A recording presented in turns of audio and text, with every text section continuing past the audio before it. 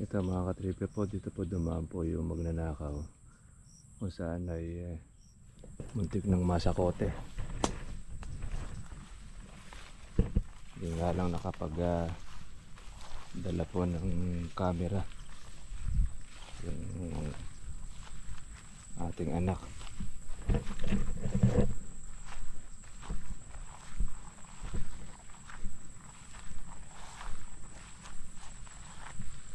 Dito siya lumusot. Dito na nagtakbuhan niya. Ang daanan niya. Yung bakas oh. Dumiretso yan.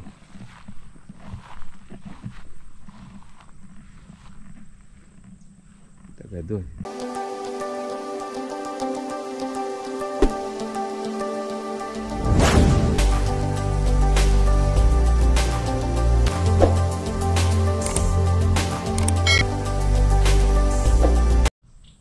Ito mga katripe po, dito po dumaan po yung magnanakaw kung saan ay muntik ng masakote.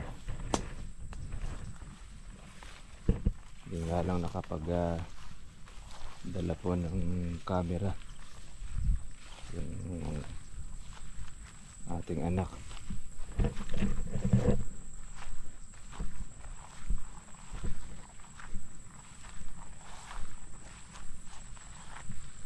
Dito siya lumusot. Dito na nagtakbuhan niya. Ang daanan niya. Yung bakas oh. Dumiretso yan.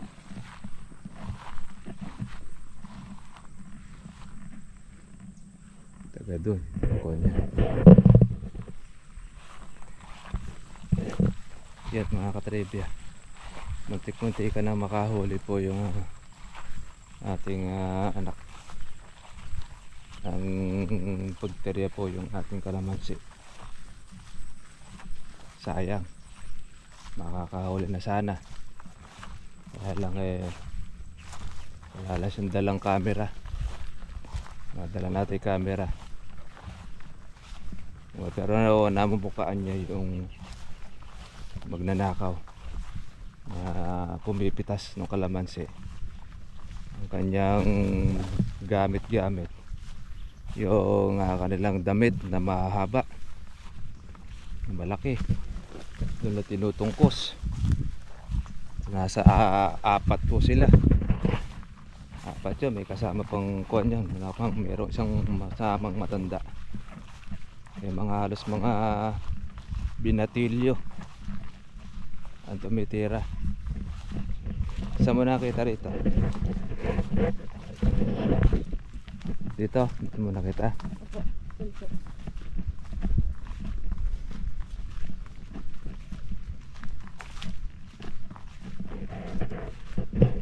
Talagang hindi nilulubayin talaga yung kalamansin natin eh. Kaya maganda eh, mahuli na sa akto para matigilan na yung mga nakawan ng kalamansi rito sa aming lugar. Hindi po kasi nakukuha yun, nahuhuli yung kawatan, hindi lulubay. Dito sa gitna, dito sa parte na ito. Dito siya namimitasan no? Oh, yan. Sa ilalim. Naya ka pa no? O kaya nga dito wala na rito buong ganong buong eh. Ubos na dito yung mga malalaki, mga nakatungkos ano. Oo, eto dito dumalang yung bunga ng kalamansi natin dito eh.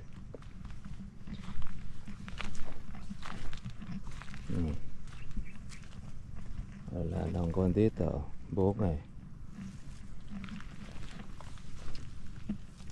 Ubos na.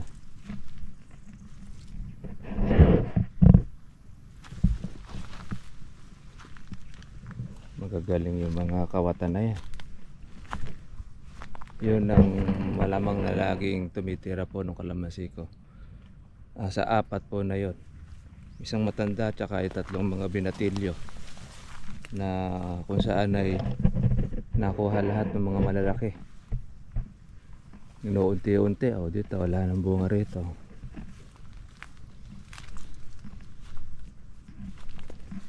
Yung mga natira lang sa atin dito, yung mga maliliit, yun pong ating pang December. Pero pagka makuha na ibang malalaki yan, pati yan titirahin na rin ng mga kawatan. Hanggat di po talaga nahuhuli, hindi po magsisipaglubay. Isipin mo, kababata pa, mga natuto na po ng mga pagnanakaw na wala nang in-interest talaga kundi magnakaw.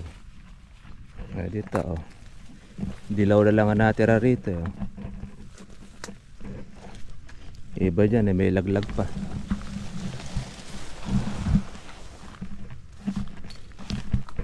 Kaya dumalang na ang bunga. Ayan dilaw na lang ang natira natin dito.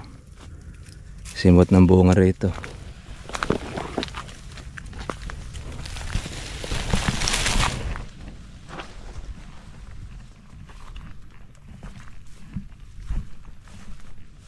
Kaya nakakasama lang din po ng kalooban. Makita mo talaga yung mga tulisan pinipitas na, kala mo sa kanila yung kalamansi. Ayan, dumalang na rito.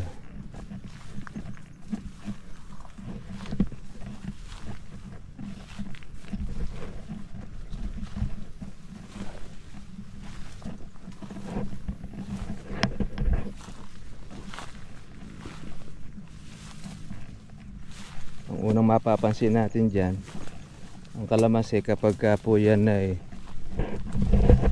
nagtinghas ang mga sanga, sabihin nun wala na kang bunga, nakaw na.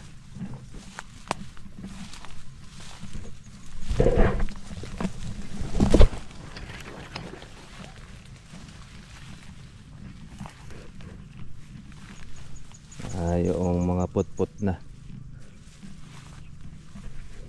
madali yan, yung mga magnanakaw na yan. Mabilis bang ang kamay pambitas? Para mga kidlat yun. Ganun katitindi yan. Sanay na sanay. Yan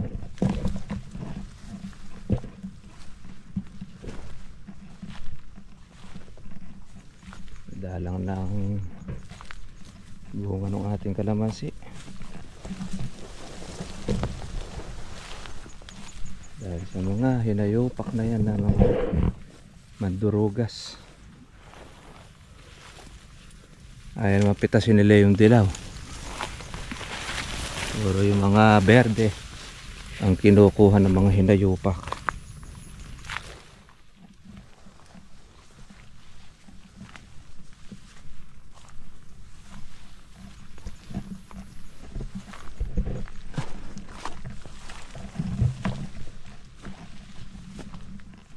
Ayan, dalang na rito.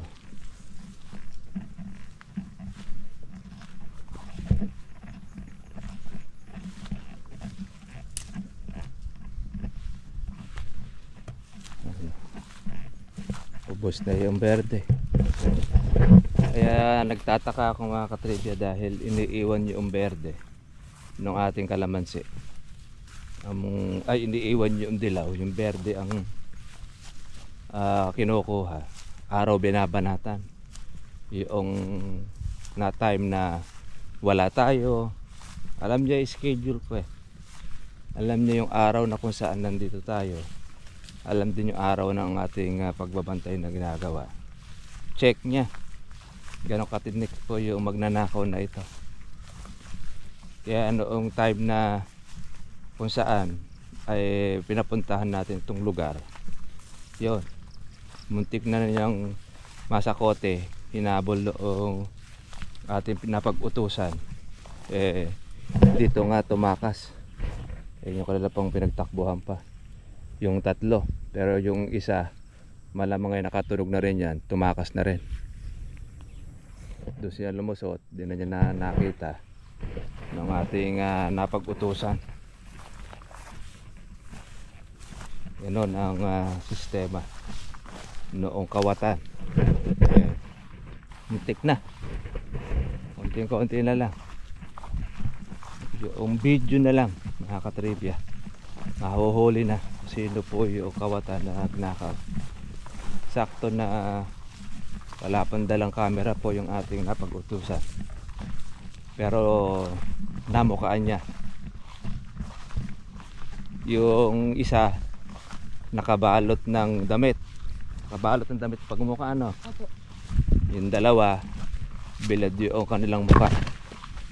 Pagka nakita po nung ating napag-utusan at maituturo niya, yun ang madidiin na doon sa pagnanakaw doon sa ating kalamansi. Basta't makita lang, meron lang tayong lead kung sino po yung magnanakaw, yung kawatan. Mahuhuli rin yan. Tiyempo lang. Nagkataon yung magnanakaw, kala niya kasama niya rin, dahil ang nang ginawa pa noong magnanakaw na yon, inaya pa yung ating napag-utusan. Sige ika, ano sabi sa'yo? Dito mamitas tayo. Inaya pa mamitas. Pitas ika to tayo. Bilisan na ika ng pitas, di ba? Oo. Yun yung lagi kumukuha doon. Kaya lagi miyat-miya meron tayong nakukuha na bagong pitas na pinagpitasan. Kaya ang natitira doon yung mga dilaw. Iiwan niya yung mga dilaw, yung berde naman po ang kanilang kinukuha. May mga binatilyo, pero mayroong kasamang leader yon na matanda. Yun yung nagtuturo. Pero mo magsusuot ng damit, maluluwang ba yung damit? Sobrang lalaki ho. O malalaki. Tapos doon nila itutungkos. Tapos ilalagay nila yon sa isang lugar. At ngayon sa gabi doon hahakutin yan nung magnanakaw. Gaano katindig yan. Ngayon halimbawa nga naman, nakuha na yung pinagpitasan, yung damit niya, nakasuot lang yung damit nila, ordinaryo na walang nangyari. Wala silang daladalang yung lalagyanan ng kalamansi o yung kandongga, tawag sa amin. Hindi nila dala yun. Ang dala nila yung damit mismo. Kaya sila nagsisipagsuot ng malalaking damit para maitungkos na maitungkos. Sa palagay mo mga ilang kilo na nakuha ng tatlo na yon? May 10 kilo na. Mga ganun ho. No, may 10 kilo na. Bukod pa doon, mayroon pang mas nauna yon. Mga katribya. Kaya makakaipon nyo ng red bag. 3, 4 ang namimitas, nakatungkos. Sandali lang. Pag makapal po kasi ang bunga, mga katribya, ng kalamansi, saglit lang po ang isang bag. Isang tao lang, isang oras nakakapitas ng isang bag. Doon sa mabilis at yung maraming bunga. Pag maraming bunga, malalaki, makukuha ng isang tao, maka 1 bag siya ng pagpitas. Itong mga magnanakaw na ito, mas mabilis pa doon. Parang makidlat, ano? Sandali lang, talagang bawat mahawakan kuhang-kuha niya. Ayun. Sayang, konting-konti na lang at makukuha na. Nasa akto, naaktuhan na po yung kanyang pagnanakaw. Nagkulang lang tayo yung video. Kaya pag ayon sa video susunod, so sure na yan, meron ng mapaglalagyan yung mga kawatan. Maganda sana dito mahuli yung promotor, yung kanilang pinaka mastermind. Isipin mo, kabataan, o ilan silang mga magnanakaw, 4. Sa kabila rin din, kabataan din na tumitira. Kaya nag-aalala kami rito sa lugar na ito dahil madaling araw ang mga kabataan sa alimbayan dito ang motor, wala namang mga kalamansian, pero nagpupuntahan dito sa mga kubo-kubo, ginagawang hotel. Sana maalarma naman ng barangay na yung kanilang yung lugar dito ay ginagawang hotel ng mga kabataan. Ayan mga katribya, muntik na tayo makahuli. Hindi lang na tayo nakapag-kuha ng video, pero makukuha din natin yung mga lintik niya. Huli rin natin. Okay. God bless po sa inyo lahat. Bye bye. Ha? Pati mo ba mamaya? Hindi, tapos na. Sige. Okay. Pagdating ka mamaya. Ayun yung anak ko, nakakuha na naman ng panibagong pusa. Bago-bago naman. Sabi Yun, yung palang kawatan na yan, merong mga tungkos na damit. Malalawag ang damit niya. Tapos doon pinupuno yung kanyang parang kandongga. Pag naisalin na siya, ang ginagawa, ade, pag aalis na, de, parang walang anumang nangyari nga. Dahil sa damit din niya naman. Pero malalaki yung mga damit, yung pala tungkusan Ay, nila. ikuhan, meron pa nga raw tali eh. Ginaganon daw sa... Yun nga, ginaganon yun. ba? May tali, yun nga yun. Parang kadong. Baka kandong, yung mga damit ng tatay nila pinagsusuot. Nako. Na malaki. Yung isang kuha na yon, maaari kumuha ng mga 6 na kilo pag napuno yung damit na yon. Yung isang suot. Oo. Ganon technique. Tapos, iipon niya sa isang lugar, tapos hahakutin sa gabi. Doon sa pinagtakasan naman noong mga kulokoy, wala namang kalamansi doon na kuha. Madala na yun. Oo. Mandala-dala lang tungkos na yung kalamansi doon. Nung pagkapunta ni Jebby na yun, dala-dala na yun. Kung medyo nagtagal-tagal pa ng konti siya, lalong mas dadami na baka naka-red bag na. Nasa kote. Yun yung istorya natin mga katribya. Konti-konti na lang, masasakote na yung magnanakaw. Tugatid kasi tayo kay Mrs. doon sa kanto. So, kung tayo nakapunta, naaktuhan natin yung mga yan. Yun nga, yung ating inutusan, inaya pa nga siya pumitas. Bilisan daw ang pagpitas. Pero kung sinunod mo ako na inuutosan kita, tiyempo. Sabi mo kasi sa akin, wala na akong babantayan, ubos na eh. Hindi, nung time na yun, ihahatid pa namin si Eunice noon. Oo, sabi ko, puntahan Yung misis mo. na nung time na yun na nagpunta kami. Nung umalis ka na, pinapunta ko nga sa Jebby. Doon na nakahuli. Kasi kabado ko. Yun po kung minsan talaga magnanakaw. Talagang yung oras na kung saan ay hindi mo inaasahan, doon sila maglulusutan. Doon sila gagawa po ng anomalya, yung mga alanganing oras. Kung ano yung target nila, yun din lagi. Kami nga ang binabantayan. Kung kasi wala na sila narito, tsaka wala rin ako, hindi niya expect na kung saan meron palang magpupunta ron. Yun din na lagi. At meron masiguro niya na bago, yung matanda. Saglit lang. Yung matanda doon, yun yung nagkukosinte, yun ang pinaka-mastermind. Kaya kung meron tayo isang manamahuli doon, at natanda na po ng ating inutusan yung muka, ay maituturo na kung sino yung mastermind. At least meron na tayong lead, mga katribya. Paano po? Yun na lang po. Hanggang God bless po sa inyo lahat. Talagang ganon. Sa tindi po ng hirap po ngayon, lalo po yung mga mabibisyo. Dahil meron na po tayong mga kona dyan na mga gumagamit po ng pinagbabawal na gamot. Tapos yung mga kabataan, ginagawa rin itong hotel. Sana naman maalarma ang barangay na dito sa Kalamansian baka yung kanilang mga anak-anak nakakarating dito ng mga alanganing oras. Partner. Isipin mo mga high school pa lang.